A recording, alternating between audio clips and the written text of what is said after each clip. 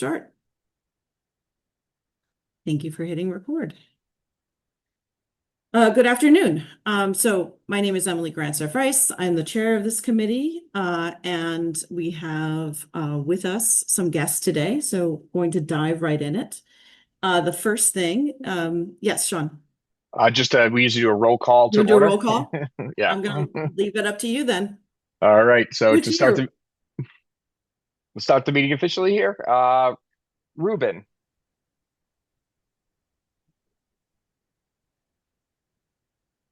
He's waving. Here. All right. Ed Bean. Here. Christopher. Here. Courtney Koslaw. Here. Emily Grantstaff-Rice. Here. Richard. Here. Suraj. Here. Rich. Here. Andre. Here. Jill.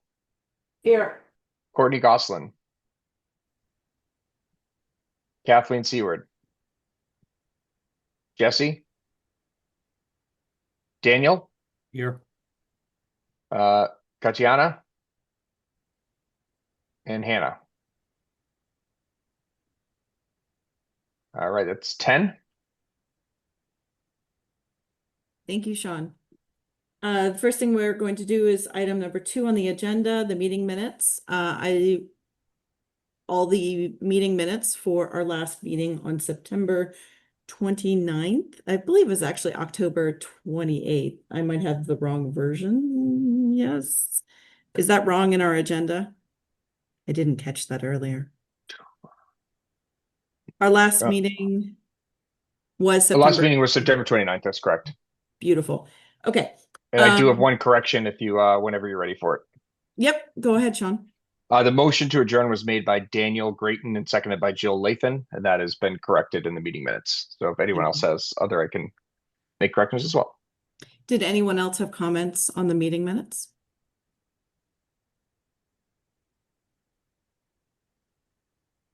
Hearing none, I would entertain a motion to approve the September 29th meeting minutes. Make a motion. Sorry, I was not quick. I did hear Jill, but I didn't hear the other All right, voice. then Jill gets the motion. How's that? I just went to a presentation by the first Black female fighter pilot for the Marines, Bernice Armour, and she was all about, you just have to take the opportunity. So Jill, you've got the opportunity. All right, then we need a second. After my speech, anyone want to? All right, there we go. Andre, I get Great. motion by Jill, seconded by Andre. Thank you so much. Any discussion? Okay, Sean, roll call. Ruben. Yes. Ed. Yes. Chris. Yes. Courtney. Courtney Goslin. I'm not sure which one you're calling. Oh, you're here. You were. I didn't have you on the roll, so I'll add you to the attendance. So Courtney Goslin. Is that a yes? Yes, I'm here. All right. Courtney Koslow. Yes. Emily. Yes. Daniel. Yes. Richard. Yes. Suraj. Yes. Rich Grace. Yes. Andre. Yes. And Jill. Yes. Is there anyone else who came in after? Hold on. Oh, Jesse. Count. Yeah, I'm here. I might have missed the roll call. I just stepped away for a minute. Thank This was a vote for the meeting minutes of September 29th, 2025. you. Oh, yeah. All right. So that'll be 12-0-0. Okay. Next item on the agenda is old business, which is not old, but it's new. Rich Rach will be giving CAG updates. Great, thank you. The CAG met last week, and the primary focus of that meeting was the results of the survey and the focus groups. The survey was taken by, I think, like 2,500 people, which is a new record for any survey that the city has done, showing a lot of interest in the project. The presentation materials and the video from it are being posted. There was a problem with the audio, so there was a slight delay, but I think that they're up now or will be up shortly now that they fixed that audio. The headlines from the survey results are that the community is fairly well divided on this topic of whether to combine the two schools or build a smaller school and a bigger school. There's a lot of breakdown by zoning and demographics, parents of younger kids, parents of older kids, um, high school students. So there is some variability in that, but generally the community's divided evenly on that question of whether to combine or not combine. There is a much more clear consensus in the community around the location. Trumfield is very unpopular across pretty much all demographics. And so even for a combined school, the preference for location is Sycamore Street. So I think that's some good intelligence to bring forward that the CAG will be evaluating and will bring forward into the feasibility study. There were also focus groups that met with smaller groups, targeting around 6 people each for each one of those sort of different demographics: parents, teachers, non-parents, special ed people, parents with special ed children. And again, there were differing opinions on what the preference is by those demographics, pretty evenly divided.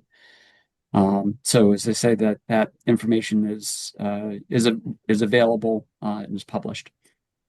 The next steps for the CAG, there will be another meeting on the 10th, which will really be the first sort of deliberations, I guess, for their recommendation. We're anticipating that one meeting will not be enough to come to a final recommendation, and have also scheduled a meeting on the 25th in case we need it, which I think likely we will. The discussion amongst them is that it will likely resemble sort of a Supreme Court decision that will have a majority recommendation and cite the compelling information that they've evaluated to come to that conclusion. And there will likely also be a dissenting opinion, a minority opinion, highlighting the data or opinions that they're giving preference to. That's apart from the majority. So, just a reminder as to, where we go from here. The reason why the CAG was formed is sort of twofold. One, Mayor Ballantyne very much wanted community input on that decision. And two, we wanted to get sort of a head start, particularly on examining the community preferences on that decision to build a larger or smaller school, and to preserve or combine the Brown. Clearly that is also something that this body, the school building committee, will be exploring through the feasibility phase. But we really wanted to get sort of a head start on that community process, and also get an indication of where the mayor will be leaning on that issue. Again, with the sort of eyes on the prize that this project is going to require a debt exclusion vote, and that the mayor's the primary person behind putting that debt exclusion vote forward. I mean, clearly there's also other people that need to agree to that, namely the city council, to put it on the ballot. But understanding where the mayor's position is on that early is intended to accelerate the process and make this process a little bit more streamlined. So there still is clearly work for this committee to do, our team to explore those options and document the options. But we're hoping to have sort of a clear view on what the mayor sees as the most likely to succeed in the end on the debt exclusion vote.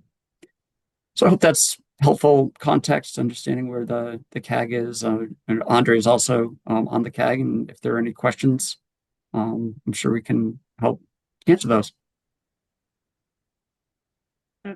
Courtney? I have two questions of different types. The first on the data is the division that was seen among between whether it was a bigger school combining the Brown or not. Did that fall along the lines of families in the Brown who are at the Brown or Brown catchment did not want a combined school, and the families who are not part of Brown wanted it combined, or they didn't? Yeah, so the data does seem to indicate a bias towards a separate Brown for people affiliated with the Brown and or living in wards 5 or 6. Wards 1, 2, 3, and 7 generally favored a combined school. Parents affiliated with the Brown preferred separate Brown. But interestingly, parents of high schoolers and high schoolers that took it preferred a combined school. And there were instances because you could select multiple affiliations. Ones with the multiple affiliations tended towards the combined school. Courtney, do you have a follow-up question? Yeah, thank you. I also wanted to ask, given that we know the current mayor will not be mayor in the next term, are you still expecting, how will that play in? Will we be hearing something from her before the end of the year? We will and be. How will the new mayor fit into that as well? We're navigating the specifics of how that's going to play out. And I think we'll have, after tomorrow evening, we'll have a better sense of how it will play out. But Mayor Ballantyne understands that ultimately is going to be the next mayor that's going to champion the rest of this process, and then also the debt exclusion vote. And any dissonance between the outgoing mayor and the incoming mayor around this will only hurt that process. Yeah. And so we need to figure out within this time frame what exactly that looks like. So stay tuned. Before there's an announcement, there will be an agreement on that. Great, thank you. Andre, I see your hand is raised. Yeah, I just wanted to add to Richard's summary.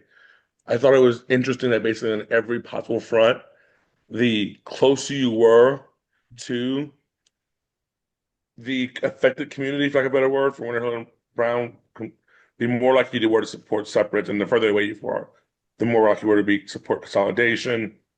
With the exception of the students themselves, who, as Rich pointed out, high school students supported consolidation, which Mel's what we heard from Winter Hill students when they did their work 2 years ago now, that kids oftentimes saw real benefit to consolidation. Really good point.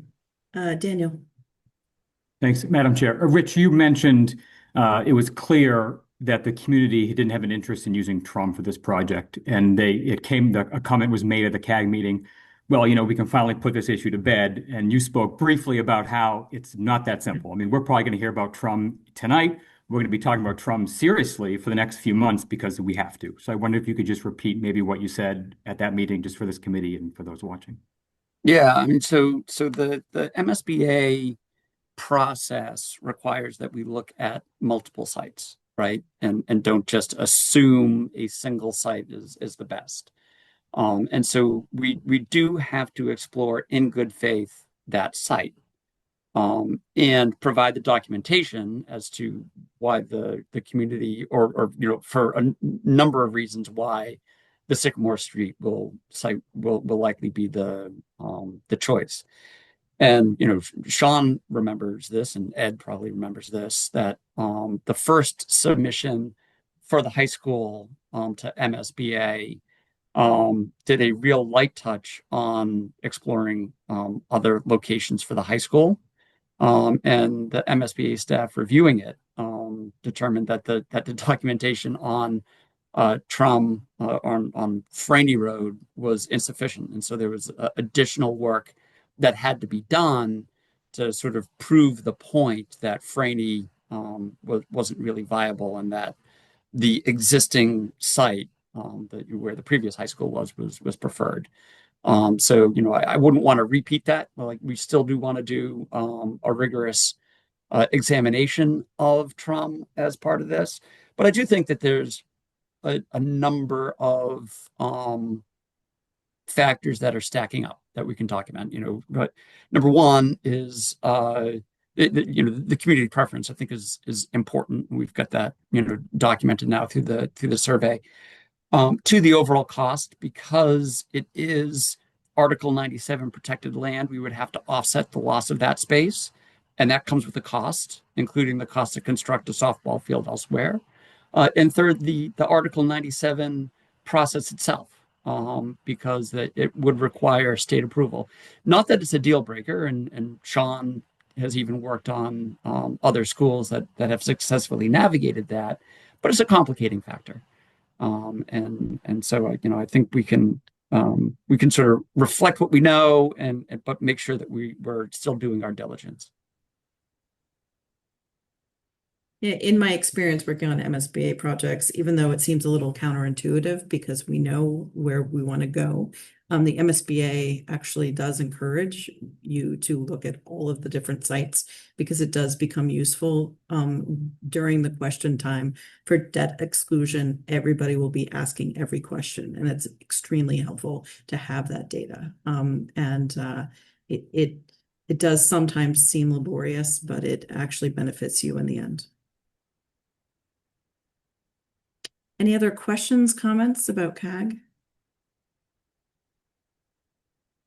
I think the thing that I'm most curious about is, when we start to look at the schedule today, that PMA will put up where the CAG decision falls on the feasibility and how that interacts with our work. So I think that'll be much something I'm going to be looking forward to. Suraj. Madam Chair, so if I correctly understand, that next two meeting will be the final meeting where the decision will be made and the recommendation will be made to mayor. Is that correct? Yeah, we're anticipating that. I doubt that it'll come out on the 10th. There's still a lot of ground to cover in gaining consensus. So I suspect that the final recommendation will come out on the 25th. And then the mayor will have some time to mull it over, and there'll likely be meetings with the mayor-elect. And so I suspect that a final announcement will come, certainly after Thanksgiving. But there again, as we've said all along, there's an acknowledgement from I think both the candidates and the current mayor that the Winter Hill community very much wants to know what the direction is and what the mayor's decision is. And so everyone feels as though the community is owed that clarity. So there's certainly an incentive for this to be wrapped up and announced.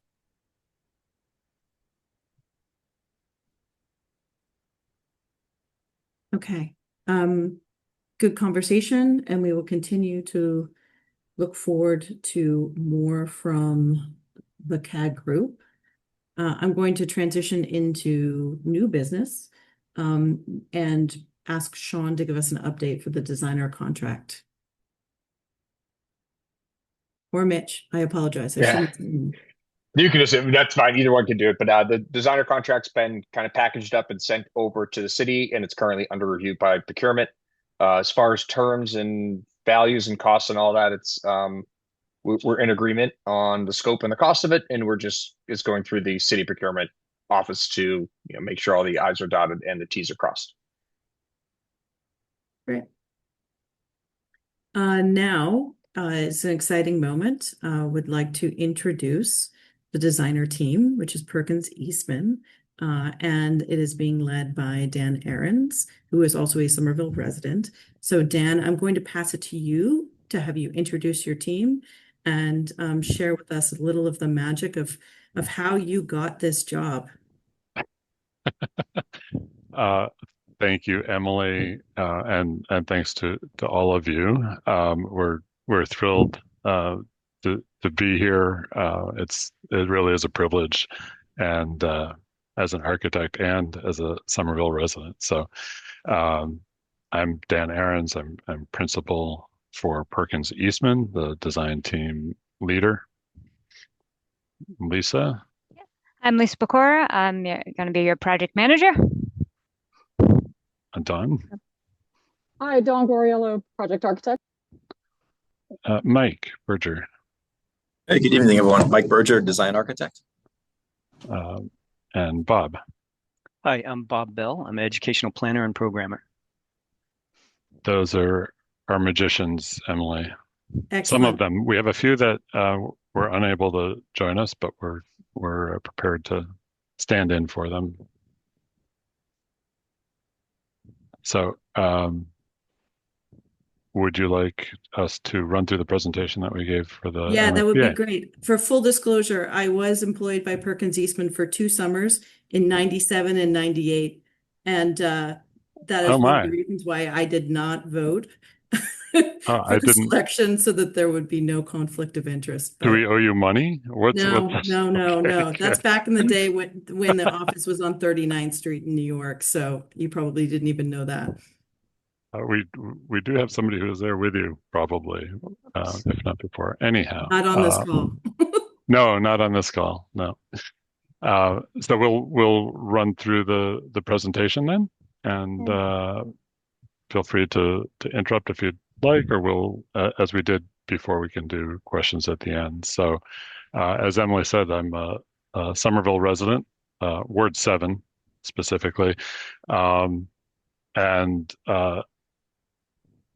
so just running through it, we know that this is a community that embraces diversity, leads with progressive policy, and cherishes its precious public space. So next slide. Next. Is my slide sharing? Yeah. You're okay, great. all right, good. It's not showing on my end. Very good. Thank terrific. you. Sorry, Dan. You can actually, So, I think one thing that we say is that every square foot of this project has to work twice. First for the schools, and again for the greater community. This is reflected in the work that you've all done. The city, the public schools, the building committee, the CAG have already set a great trajectory for the project. And we see it as our role and our honor to join you in aligning the MSBA process with Somerville's goals by giving you the tools to make the best decisions for the community. And our approach is structured around 5 themes, addressing your questions, and which are guided by our understanding of the district's mission. And we're thrilled because our priorities align with your priorities align with our ethos, which is human by design. And so the first one, the first sort of principle is that scale matters. Intimate learning communities considered by age, supporting identity and helping students feel at home. And then second, we focus on specialized learning environments, designing for all students, including multilingual learners and neurodiverse students. We incorporate sensory-friendly strategies, daylight, biophilia, and outdoor classrooms to make both students and educators feel supported and inspired. And We'll address your potential urban sites, both of them, which bring technical complexity and we're particularly experienced in those. Early on, we'll help anticipate constraints and challenges to manage the project schedule. And our integrative approach and experience creating first-of-a-kind buildings will help economically achieve a high-performance school for Somerville. And finally, we'll meet your families where they are in multiple languages, on multiple platforms, and bring students directly into the design process to ensure that every voice is heard and every decision is transparent. So you've just heard from some of us, a couple of folks who are not on the call. It turns out it's the bottom row. Heather Harrigy, who heads sustainability, Chris Bradner, landscape architect with Traverse, Jess Farber, MEP FP engineer with CMTA, and Mike Perlo, who is focused on educational visioning, and we will do our best to fill in their voices from the MSBA interview. Great. So I'll take over from here for a little bit, Dan. So our in-house team has the capacity to be fully committed, obviously, to supporting the Winter Hill project. And in addition, we're also supported by specialized professionals throughout our 25 offices who will be working with us throughout this process. This is just a quick look at our current workload. Students moved into our Cambridge school on September 2nd, and we're just finishing up the site work now. Our Lowell High School and Hopkinton projects are in construction, and there's an early bid package out right now for the Revere High School, and we'll be wrapping up those construction documents in December. So as your project picks up, our extended team will be ready to join the Winter Hill team. And your project will be our only school in design and will be our highest priority. So we're very excited to begin working with the Somerville community. So to begin our community-driven process together, we'll need to engage the community, collectively listen to everyone, identify needs and concerns, and then develop a process for making informed decisions. Developing a clear communication plan will help in mapping out our strategies for success. So these strategies should include a plan to promote open and transparent communication with a variety of multilingual communication tools, weekly or even daily project updates to keep the stakeholders informed, a plan to get to know the Winter Hill and Brown communities, as well as the greater Somerville community, and assigning roles to the project team and stakeholders to encourage engagement, build trust, and provide a sense of ownership. So some of these roles can even be assigned to the students as we strive to get them involved in the process, which is great to hear that you guys have already started to do that. So we know that the city has already started to gather information through quantitative research, and also learned that you've even had some small focus group meetings as well. And we want to take your extensive work and build on it through qualitative research so that we can connect with the city and directly with the Brown and the Winter Hill communities. So some of the ways that we'll be doing this is having more in-person meetings with community groups, organizing on-site neighborhood walk-in talks, and engaging in city activities. An example is we could attend the Somerville Family Fun Day and set up a station with our building blocks and Legos and have the kids build and share their ideas of a new school with us. We've done this on past projects, as you can see in some of the photos, and it was a great success. But we want to work with you and find out what community events are best for us to attend and build engagement with the community. So as we collect information from various events, we can assemble a steering team to analyze feedback from the community. This will help to discover emerging patterns, share values, priorities, and themes that can then be incorporated into the project goals and help to unify the communities. And I'm going to hand it over to Bob. Yeah, these next 4 slides were actually Mike Pirolo's, and I'll fill in. So here, what Mike talked about is that he led the prior programming efforts during the capacity study. He learned about the priorities, academic excellence, whole child, and multi-language learners, and some of the special needs. These stood out as drivers then, and expects that they will going forward. Next slide. The process can't just be siloed conversation about one school. It's about the needs of 2 schools, 2 communities, each with their own identity, history, culture, and strengths. Next. The potential consolidation requires thoughtful process, one that is scaled to Somerville's needs. Might start with separate listening sessions at each school, but then come together around visioning. We'll look at adapting new routines, transition supports, and into our engagement strategies. Next.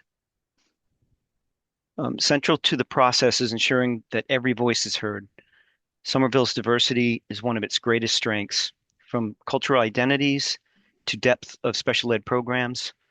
That's why engagement can't just follow a template. It needs to be tailored, hands-on, interactive, and accessible in multiple languages. And if we do this right, the outcome won't just be a new building. It will be a lived experience that embodies the equity, belonging, and opportunity for every student in Somerville. And then on to my slides. What I shared here was that we have a lot of recent relevant experience, all highly successful in communities where many languages are spoken, where multiple schools were combined, and where sites were, in some cases, highly contested. Next. Some outreach strategies that we've employed included having meetings with separate cultural groups, neighborhoods, or schools. We provided interpreters when needed. That was in Revere most recently. We curate the multilingual web content so that it can be searched by topic easily, not just posting of full meetings, to make the information more accessible. We also bring research and data, much like what the CAG has already been underway with.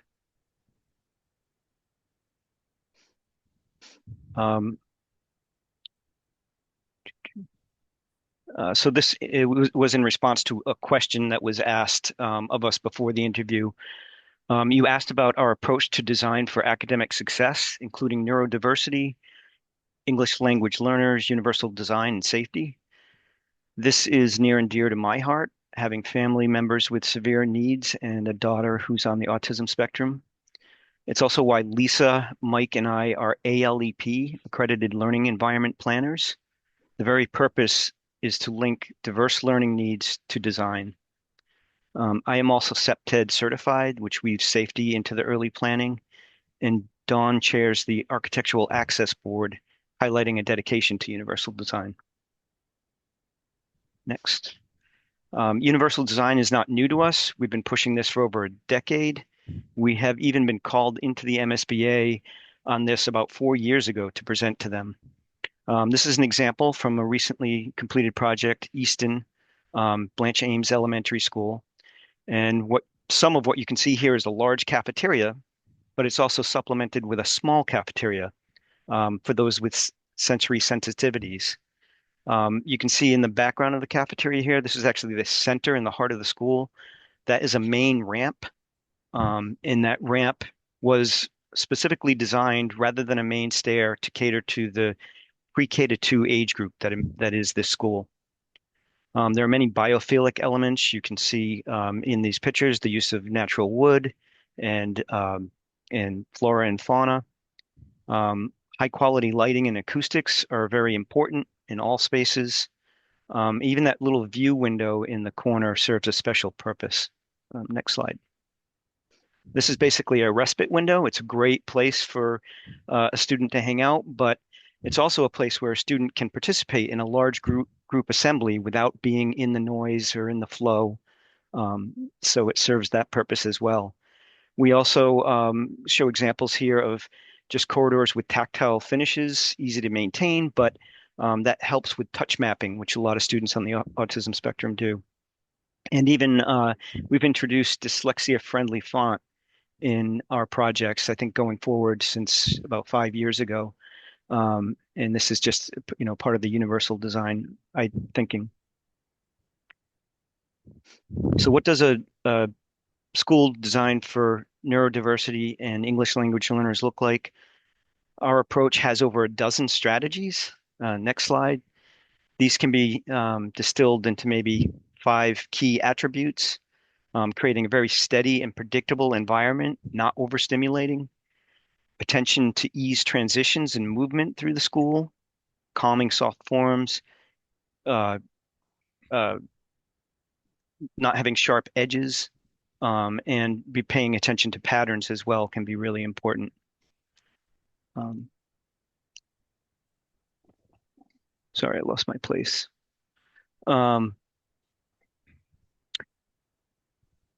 So one of the other really important things here is just the age range from pre-K to 8 also represents a great deal of diversity.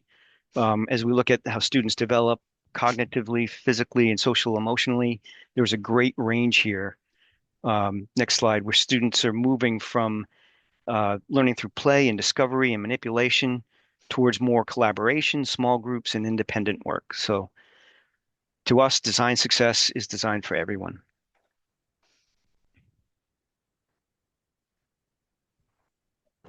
Dan, you're still muted. So sustainability is throughout all of our design as well. Sustainability is good design. And here I'm going to pick up where Heather Harrigy and Jess Farber spoke, representing our firm-wide team leadership on sustainability and mechanical engineering partner. And so we're really equating good building performance with health and wellness, quality educational environments.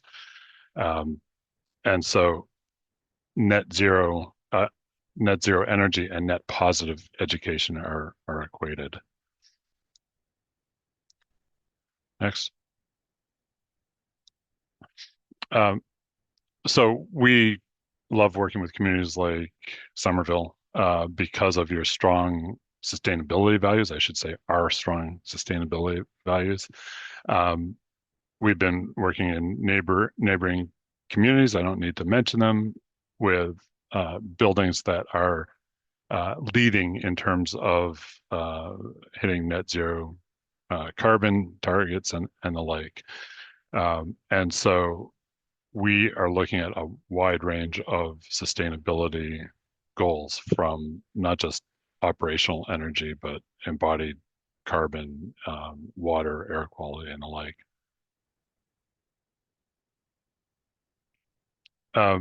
So net positive education, we can zoom into various strategies. These are but a few: daylight, thermal comfort, acoustics, and air quality that help to create basically pillars of net positive education. We spend a lot of time making sure that we get them right. As an example, on the next slide, thinking about acoustics, Bob talked about the universal design for students. One of the key differentiators is a good acoustical environment. Non-native language learners have additional challenges. And ultimately, this is an environmental sustainability issue and also an equity issue.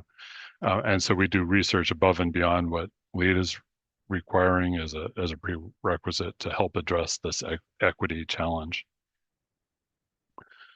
On the next, so we kind of dig into energy systems, and here Jess Farber was talking about our approach to these pillars of positive education that are fundamental, looking at how we look at various options for sustainable solutions, and then look at parameters from first cost to emissions, and think about what's best. This is a good, better, best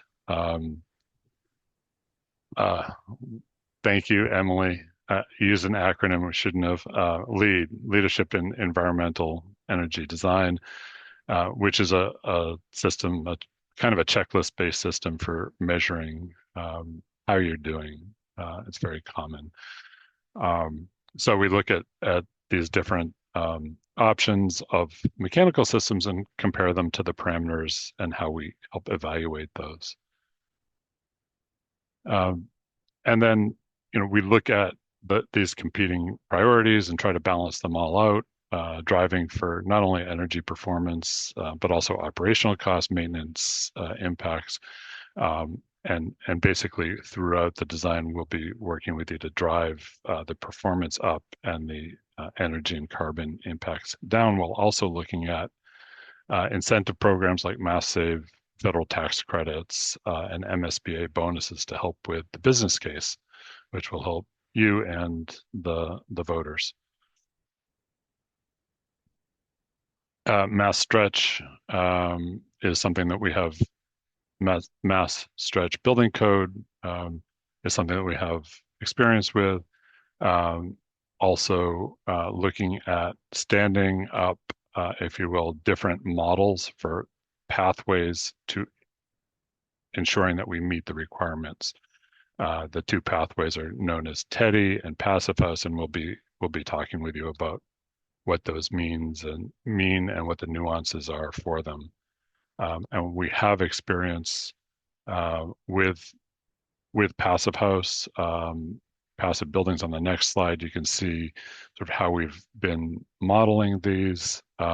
We've been doing this in New England as well as the Mid-Atlantic area together with CMTA, and have over 1 million square feet of net zero buildings in operation. And the way we know that is that we're staying with them, we're coming back to them, and we're making sure that they're performing the way that we predict that they'll perform.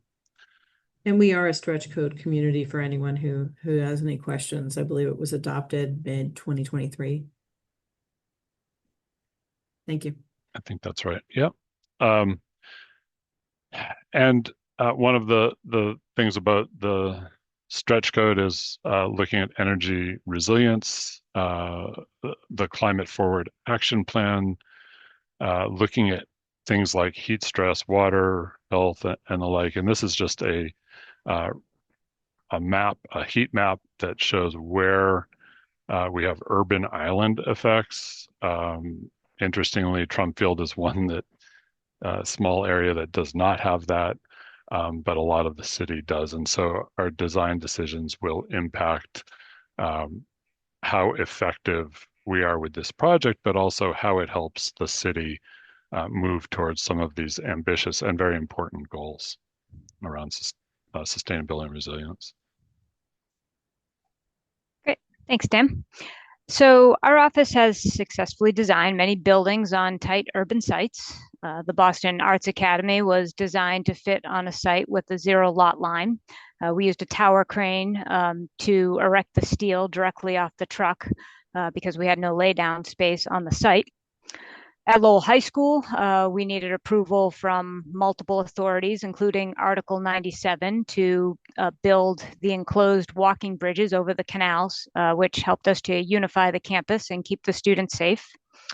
And another example of one of our urban projects is the Tobin Montessori and Vassal Lane School in Cambridge, which was built within a dense neighborhood block and adjoined to a park. And in order to fit the new school program on the site, we did a land swap between the school and the park property, which was submitted and approved by the state under Article 97. So the existing Tobin Vassal Lane School was also built on top of the dump. Our team issued an early bid package to abate and demolish the existing school. And then we began an in situ stabilization of the contaminated soils on the 9-acre site. We had environmental engineers monitoring the site throughout the entire construction phase to ensure that the community was kept safe. So our team is prepared to handle the challenging sites in Somerville. During the feasibility study, we'll be doing additional testing to ensure that we have a clear understanding of the soil conditions at both sites, if you prefer, and also accurate data for abating the building at Winter Hill. This mitigation work can be ongoing while the school project is being designed. So this project could benefit from a CM delivery method. Having the CM on board early to assist the team could provide significant benefits in community relations, safety, and just overall wellness. But together, our team will need to work closely with the city to make sure that we have a unified message and one point of truth for the public. So in addition to using early bid packages to accelerate the schedule, we can also work together to discuss the viability of condensing the current schedule to get approval sooner and still be mindful of the process to ensure that all the proper steps are followed to achieve community support. And we'll share this schedule with you after we get through this presentation. But also engaging all the state and citywide departments early and often to set the foundations for permitting and approvals will also help us to manage the schedule so that we can begin construction and move students into their new learning environment as soon as possible.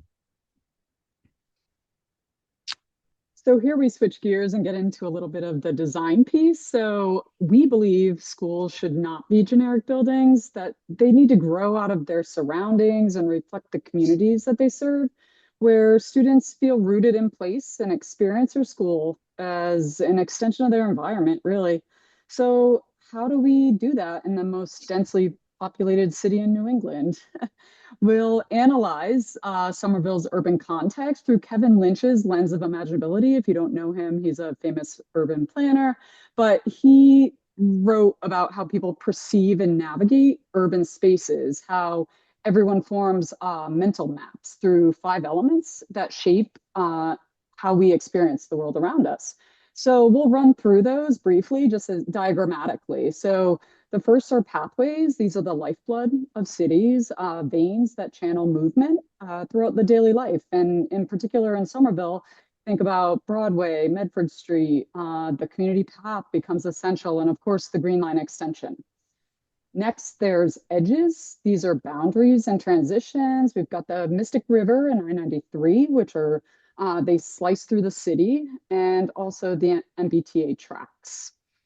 Next, there are districts, of which Somerville has many. The neighborhoods, these have identities and create a sense of belonging. So Winter Hill, Union Square, East Somerville, they've all got their own vibe and their pride of place. Then we have nodes. These are dynamic gathering points where movement and activity start to collide. And so all of Somerville squares are great examples of this. There's the parks and open spaces. They're all classic examples of nodes. And lastly, there's landmarks. These are anchors, places of memory that help orient people and give Somerville some of its character. So like most MSBA projects, we'll have to consider multiple sites with design concepts and enrollment configurations. So we talk about how we arrive at the right place for Somerville and how that becomes critical. So it'll be collaborative, iterative. This is a process that we'll navigate together with you to arrive at the solution that best reflects your priorities and your community. So since that process hasn't necessarily begun, and for demonstration purposes in the interview, we began to analyze the couple of sites that were identified in the RFS through that same lens of imaginability. So in the case of Trump Field, which we know everyone's got their opinions on now, but if you go to the next slide, Lisa, thanks. Yep. We know it's on Broadway, that it's between Ball and Lagoon Squares. It's a very large site, but we also know it's valuable green space, as discussed earlier, and would need Article 97 replication, which we've certainly done before, but recognize that that could be a complication to schedule and possibly cost. It's got the bounding edges of the MBTA to the south.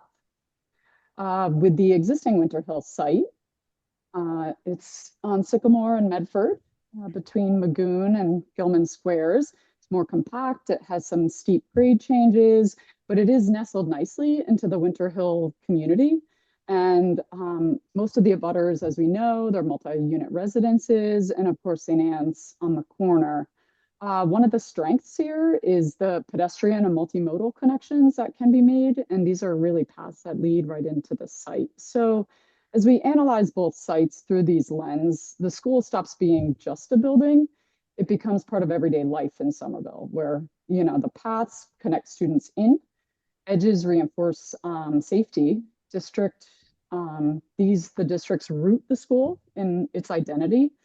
The nodes start to bring people together, and the landmarks really make it memorable. So the result's a school that feels grounded, where the community should feel reflected, and the design will truly grow out of Somerville. So now, Mike, I'll hand it over to Mike, who will illustrate some of our early design ideas, and in particular on Winter Hill. Just as a demonstration, we took a stab at what we thought might be the preferred site. So sounds like maybe we got that right. So go ahead, Mike. Yeah, thanks, Don. Yeah, so design is a collaborative process. So we look forward to working closely with you, other city stakeholders in the community. So this might be, seems a little backwards coming forward with a design idea right out of the package here. But for the interview, we wanted to illustrate our process and our passion as dedicated school designers. So if you go to the next slide, please. The existing site clearly has some challenges, right, with the topography, the scale of the neighborhood, but also has a lot of opportunities, we think. One of the challenges would be the street noise along Bedford Street. If you click to the next slide. So one of the first opportunities would be to find the quiet part of the site. This is where we'd want to locate the academic neighborhoods and learning neighborhoods, pre-K through middle school. Next slide. And as most of us know on this call, I think in east-west orientation, classroom orientation, with classrooms either facing south or facing north is the preferred orientation for many reasons, including building performance. So if possible on sites, we love to orient the classrooms in this east-west orientation. Next slide. Next come the assembly spaces, the public spaces.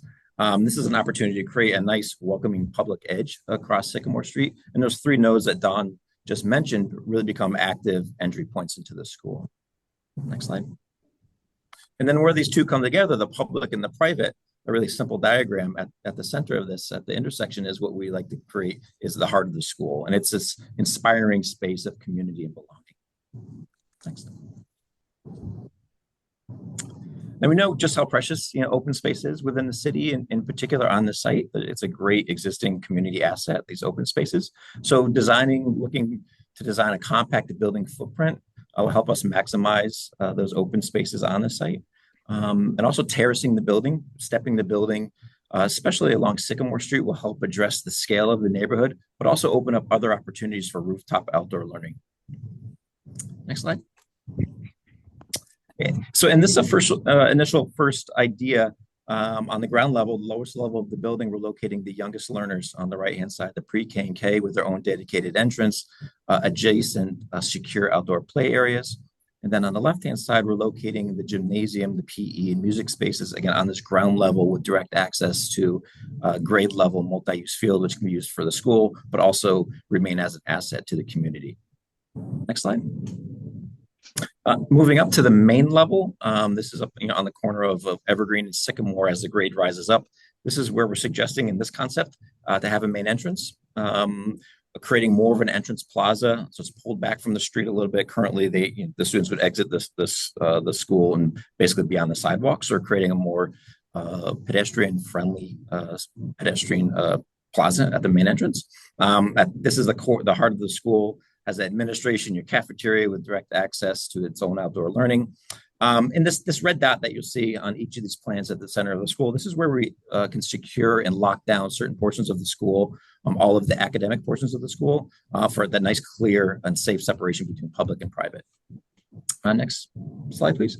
As we work our way up to the next level 3, again, at the center, at the heart of the school, we have the learning commons in the STEM. Again, with an opportunity for direct outdoor learning. One more slide, please. And then the top floor. This is a 4-level building, again, taking advantage of the grade in this concept. This is where we can locate the entire middle school, grades 6 through 8. We can organize it to support team teaching, again, dedicated outdoor learning opportunities. And at the center of each of these academic neighborhoods, that triangular shape that you see there, which replicates on each floor, is a great opportunity to have a grade specific collaborative zone. Next. And this is where I believe Chris Bradner, our talented landscape architect, talked about, I guess, just reinforced the connections from the building to the site and to nature and how important that is, but to create, safe and secure outdoor learning areas and the relationships to the street and to the public ways. Also, the importance of understanding the arrival and discharge sequence between students that are walking or riding bikes to the school, being dropped off or by bus. Anything else, Don, you want to add to that slide that I covered? Okay. You nailed it, Mike. Great. Okay, I think the next slide is the video.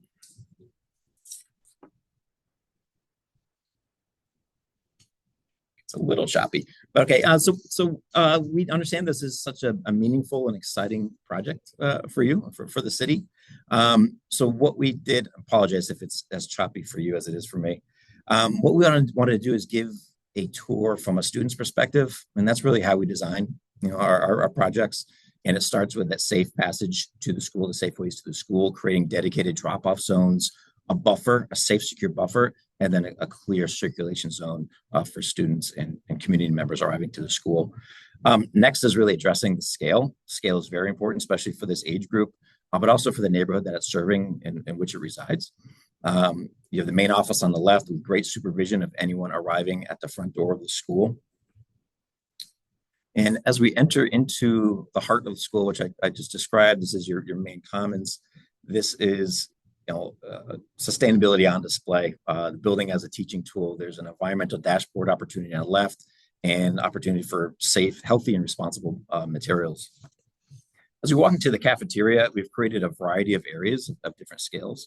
And this is really to accommodate the needs of all the students.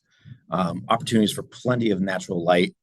I think I made a comment about the amount of glass, how we'll fine tune that as the building matures. Off of the cafeteria, this is an opportunity for the first outdoor learning space. A lot of great opportunities for outdoor gardens, outdoor gathering spaces. And also here we're showing a double-sided auditorium, our stage, which we've done a number of times. As we work our way up from this lower terrace up to the next level, see opportunities to support the city's pollinator action plan initiative, create some very welcoming natural habitats on the building itself. On this level of the building are walking into the learning commons, which is designed for flexibility and ability to adapt to ever-changing needs. Next, we walk out into that collaborative zone. This is that central open space which supports all of the academic neighborhoods. And then we end our tour inside one of the general classrooms. And these are spaces that will be designed for self-regulation, emotional well-being, and equitable learning opportunities. So overall, very, very excited and grateful to be selected for this project, and we look forward to designing this with you. So thank you. And not to undermine anything that Mike just said, but that's really design without you, which for us is not really possible, but it's part of the process of explaining, how do we think so that you can understand who you're committing to for such an important relationship that will go years until we finally have an occupied building. And I think one thing that sets us apart at PE is really the ability to deliver MSBA projects, helping you, Somerville, navigate approval smoothly, secure funding, and move forward with confidence. We've done this lots of times, delivering on budget and on schedule, so that every dollar that say you invest, but it's actually myself as well, will have lasting impact. And your mission, the mission-driven Somerville team is backed by the depth of our firm with researchers, planners, sustainability experts, ready to find the right formula for this project to create the best possible school for Somerville. And with that, I think we probably went a little bit longer than we did for the MSBA, and we apologize for that. But with that, like with the interview, we're happy to have a discussion with you. I just assume that we're a scarier bunch than the designer selection panel. It made us nervous. Yeah, well, rightly so. I will open it up to the committee. If you have any questions for Perkins Eastman, I want to thank the team for sharing this presentation. I know how much goes into this from behind the scenes and also, crafting that message. And I think if you saw the recording or the notes from last committee meeting, there was a lot of very positive things to say about you and your presentation. Any comments from the committee? Raise your hand because I think they're still showing the presentation, so I'm having a tough time seeing everybody's face. Lisa, maybe unshare, if you don't mind.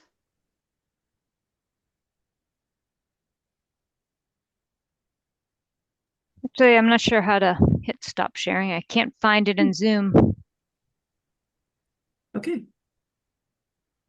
Did that work, Dan? I'm just gonna make it small so now I can see everybody. Okay. If there aren't any comments, we can move on to PMA to give us a design schedule update. So I know, Oh, Lisa, sorry. you have Courtney, I another just saw your presentation on hand. this. Yeah. Yes, I'll set that up while you answer the question or ask the All right. question. I don't have a question as much as just wanting to say thank you for all of that and welcome. I know I'm someone who, was on the selection committee. I'm really very excited that we have Perkins Eastman to be working with us on this project. I'm really, everything you said, very much aligned with how I think we want to see things done here. And I'm really excited to get started. Thank you, Courtney. Ruben. Very good. Yeah, just a quick note. Again, I will echo Courtney's words. Beautiful presentation. I know that this is an initial kind of draft, and I know that the voices of the community will be heard in this process.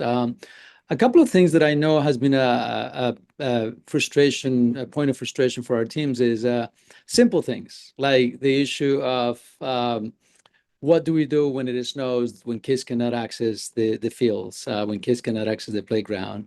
That is a source of frustration because it's something that can stay with us from December all the way to March. And so that's time in which kids cannot go outside. Simple things as having walls that are just glass and are a challenge when we're doing safety drills. So there are a bunch of things that I can think of and things that I have heard from the team at the high school. And so I hope that at some point, all that information gets gathered. And so we make not only a beautiful design that in theory is wonderful, but also reflects the needs of the community and the current practices in our district. So I just wanted to throw that out there to make sure that at some point when we get to the table that we capture all the knowledge that is in the district so far around the challenges we have faced with the new construction we have had. But thank you. Well Absolutely. We appreciate that. And, to your point, I think we're human. We make mistakes. We try not to make them more than once. And if we can avoid, challenges that you've had previously, would like to avoid that too. So thank you. Ruben, very well said. And, I think there are elements of that, and Mike put it really well. We know that we're not going to meet our energy goals with that much glass that's in the model, right? So this will change, this will adapt. I think there's also some nuances about Somerville that I think as you get to know us, you'll get to understand sort of neighborhood school isn't always neighborhood school. There's some personal choice involved, and also we're pretty unique about our busing situation, and the catchment district for Winter Hill in Brown isn't always right around them. right? The streets that get assigned schools haven't been changed in over 30 years. And I've had my own personal argument with the Parent Information Center about my own situation. So there's just some nuances, but this is going to be a long journey, and I know that it'll be the right school for the right time and for all of our kids. And I want to recognize Andre, who has his hand up. Just wanted to reassure, I don't know which the correct verb is, but school committee is going to be finally taking up school assignment policy next year. After 6 years of crisis after crisis after crisis, we actually have the opportunity to pick up some backed up work. So that's one of the things on the to-do Yeah, list. I'll talk with you. I'm in a particular dead zone. It's all good. It's all good.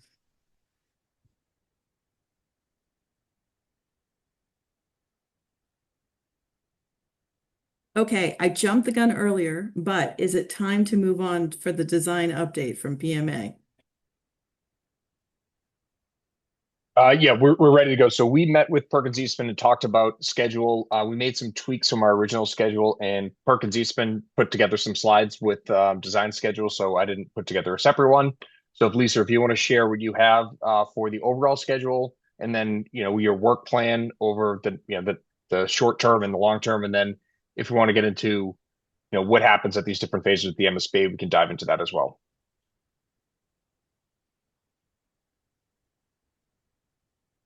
Okay. All right. All right, there it is. Sorry, I lost my unmute button. So I get all discombobulated when we go from Teams to Zoom. So very good. All right. So this is a look at the overall schedule for Module 3, the feasibility study, and Module 4, schematic design. And I can kind of summarize this briefly, but starting this month, we'll begin our work on the preliminary design program, where we'll focus on the existing conditions, site assessment, educational program, site options, and preliminary alternatives. Then we'll submit the preliminary design program, which we're going to be referring to as the PDP. We'll submit that report to the MSBA on March 31st. Then we'll move right into the preferred schematic report, which is the PSR,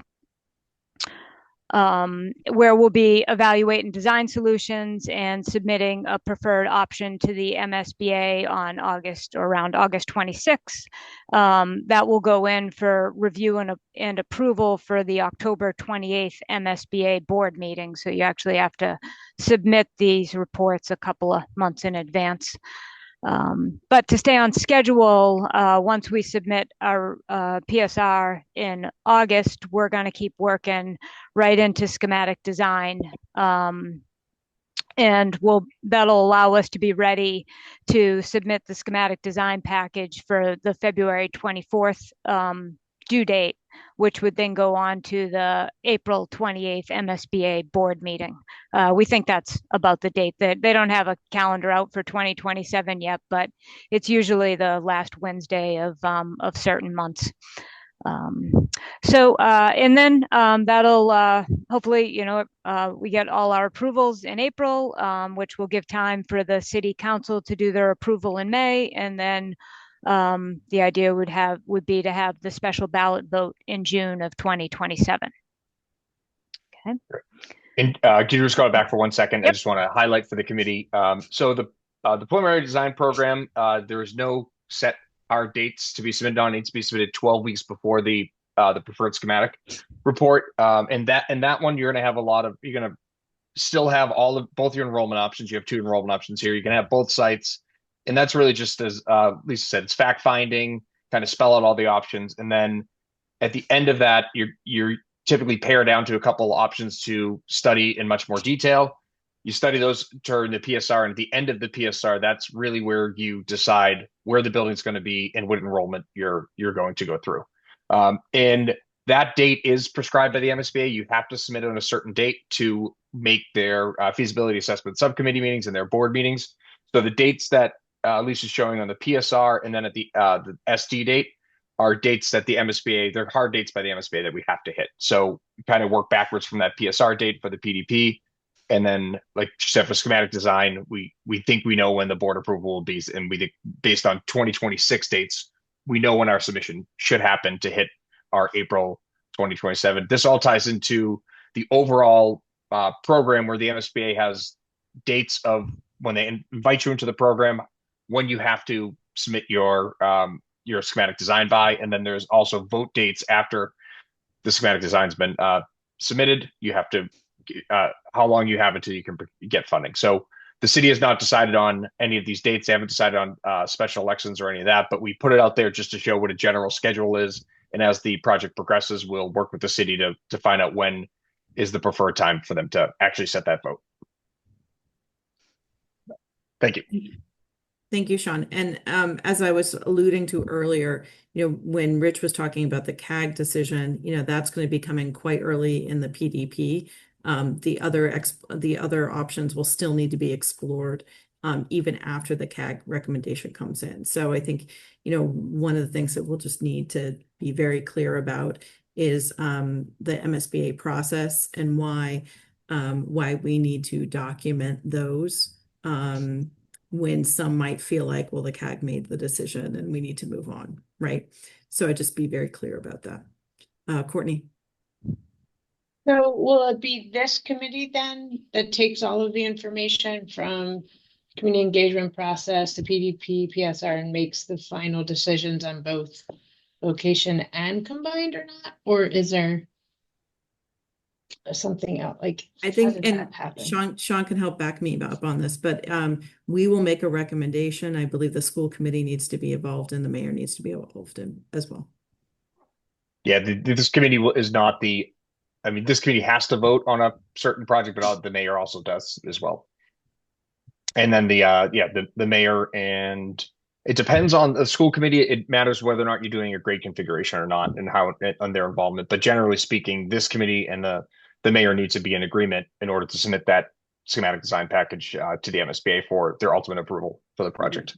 Best practice is that we coordinate with the school committee as well. Absolutely, 100%. The school committee will certainly be a big part of this. It is important. Okay. So then I was going to just bring you through a little bit bigger picture of what we'll be doing over the next 5 months with the PDP.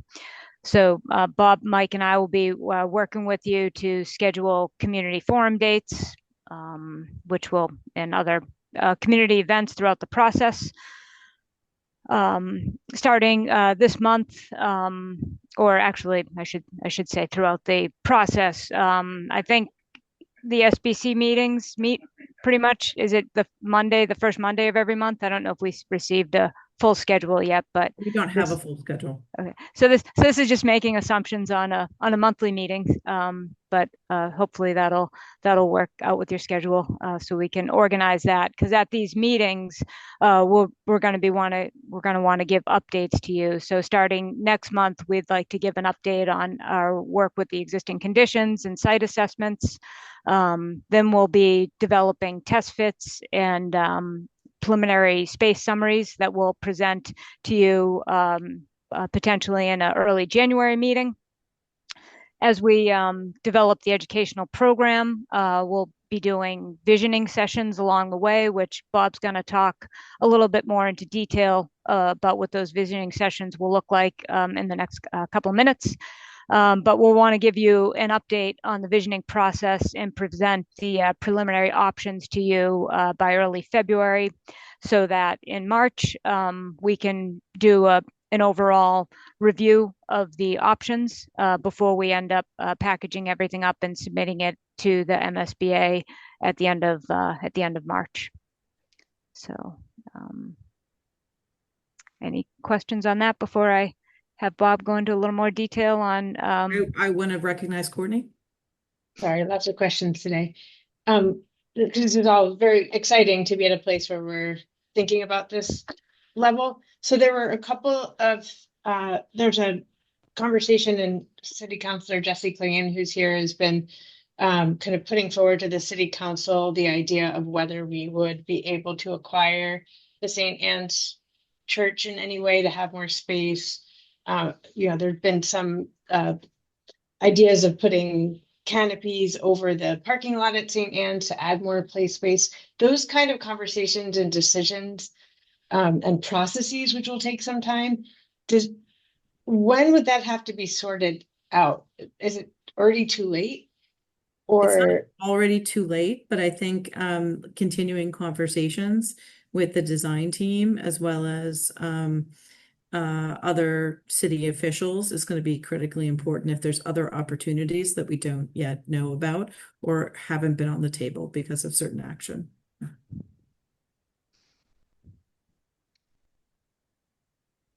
okay.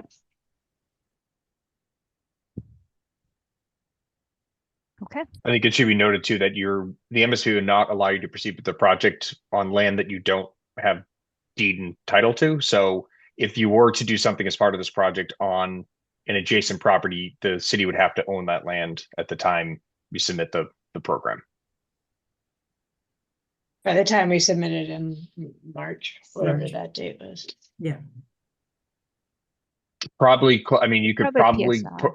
go to PSR. Yeah, I would say Yeah. the same thing. You could, if you're investigating it and it's in the works, you could probably take it to the next level. Once you start schematic design, you don't really want to be doing schematic design in a building on a lot that you don't have title to. And for reference, Courtney, that date was August of next year. Thank you. Okay, if we're set to move forward, I can just dive a Yes, little bit please. into, these are slides from Mike Pirolo.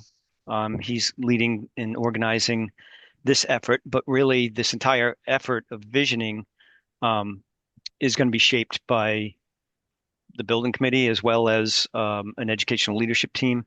So if I can describe this, what his slides are showing here is that the visioning process will engage two main groups: an educational leadership team, which we've already started to form, and then the educational forum. The educational leadership team is a smaller group.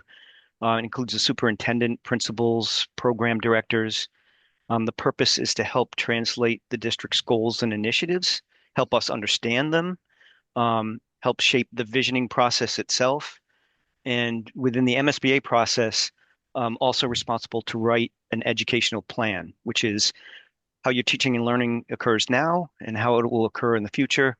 That becomes a guide for our design. The educational forum is a broader group from the school and community. It'll include teachers, students, families, and other community members. The purpose here is to build consensus around a shared educational vision. The vision will guide the design process. The groups, it can take on many different shapes. They can range from 30 to 50. I've actually seen them much smaller than 30, but a very hands-on, active, and interactive process, usually over 2 or 3 visioning sessions, to learn a little bit more about what you do and where we should be going. Next slide shows. Can we pause? Can Sure. we pause for a moment? Jesse, do you have a question now, or would you like to wait? Actually, well, it's to you, Madam Chair. We do have the Q&A feature on for this meeting. So, and I do see somebody from the public that asked a question. Is there going to be a public comment There period? is going to be public comment in the end. And so I was going to address that one during public comment. Okay, great. Yeah, thanks. Sorry, Bob, go ahead. Oh yeah, no problem.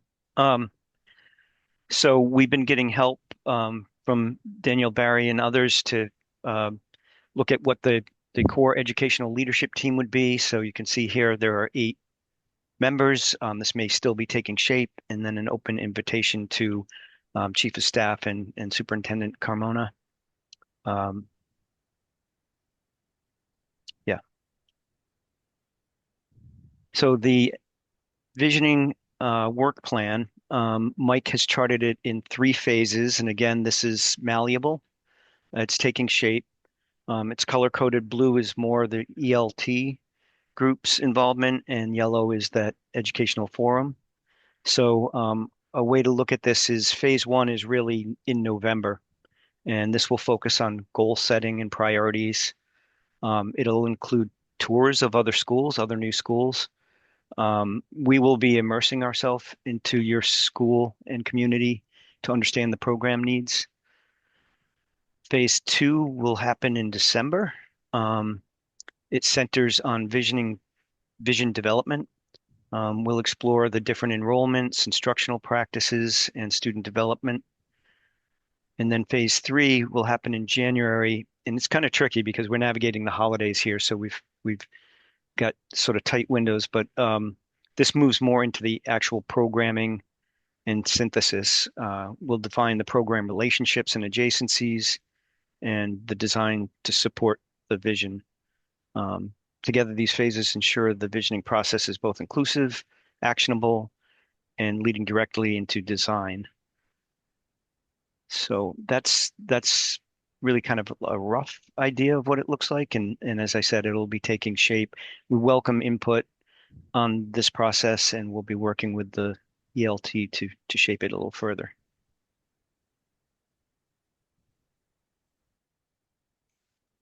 And that's all we had for today.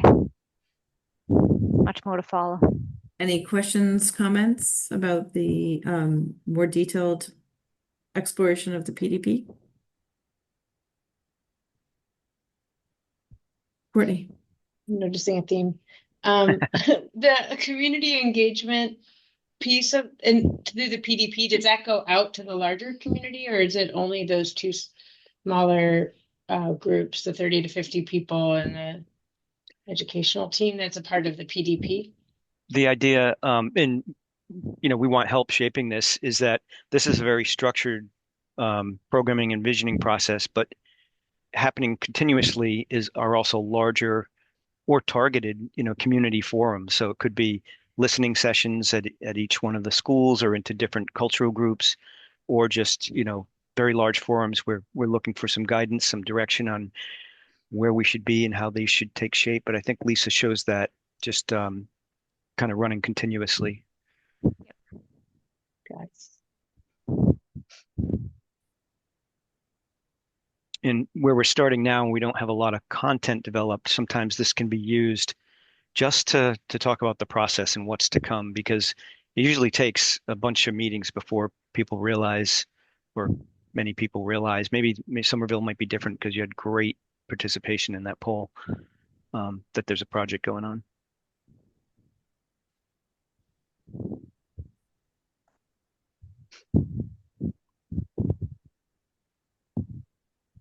Okay. Are we at the point where we can decide when we will meet next?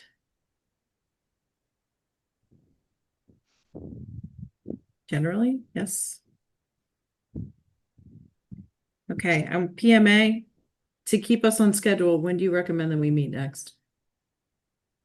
Usually once a month is sufficient at this point, unless Parker sees the need to convene this committee. I mean, we're going to do a lot of work getting together those educational planning meetings. So I would say the first or second week of December.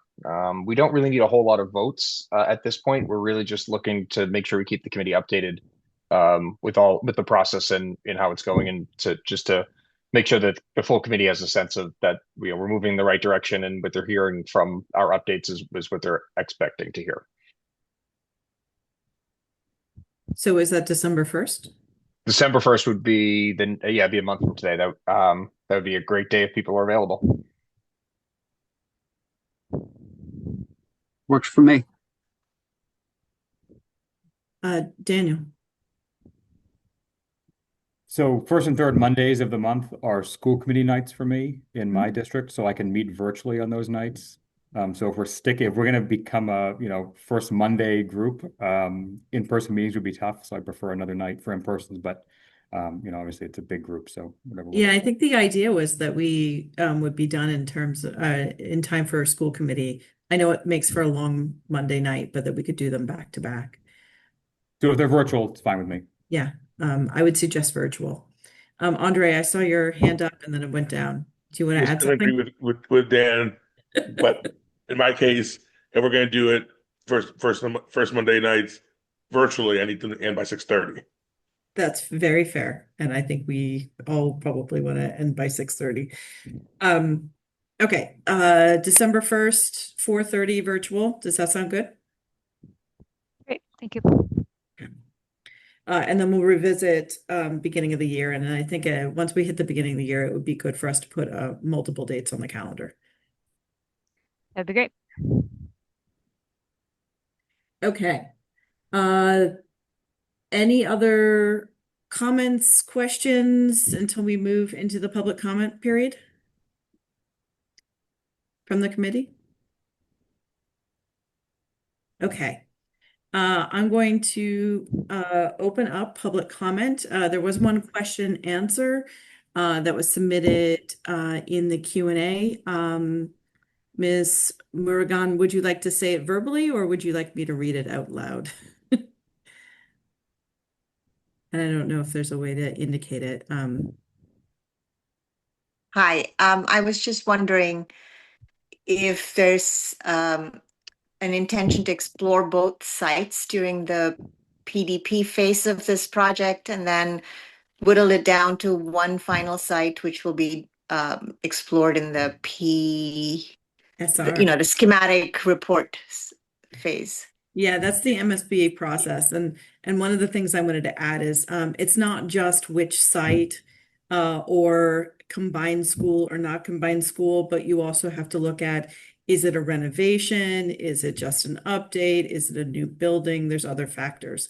So many options will be explored in PDP, and then we will work towards selecting the one that is the best fit for the community in PSR. Thank you. Oh, good. Any other public comment?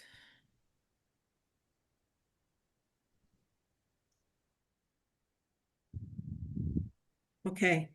I know Siraj and I have daughters who are playing in the MIAA tournament right now in West Springfield. So I'm motivated to end this meeting before 6, but that's just me. I know the other Highlanders are playing in Plymouth, so there's a lot going on. I would be happy to entertain a motion to adjourn the meeting. So moved. Again. Yep. Excellent. Daniel, seconded by Rich Raish. Sean, can you do your roll call magic once you get the first and second? Absolutely. So I get made by Daniel, seconded by Rich. We'll do a roll call.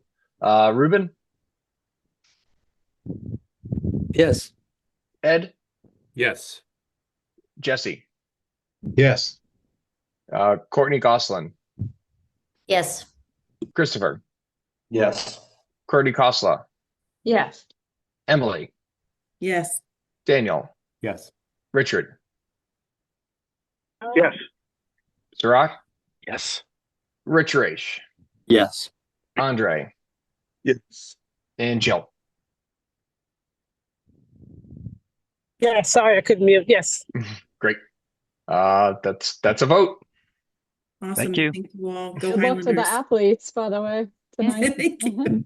Thanks all. Bye, everyone. Bye. Thank you. Thank you. Thank you. Bye.